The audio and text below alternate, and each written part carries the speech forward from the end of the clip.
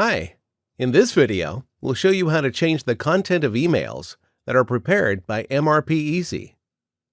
For changing email content, go to Settings, System Settings, Email Editor, and press Edit. Here we can change the subject lines and the body text. The words in the square brackets are placeholders for information that will be automatically populated when the email is prepared. You will find the list of usable placeholders in our user manual. Let's see how MRPeasy prepares this email. And of course, you can always edit the email before sending. Keep in mind that MRPeasy itself does not send these emails. It only prepares the email in your computer's default email app, which is configured in the settings of your computer. Thank you for watching. Please see our other videos for more about MRPeasy.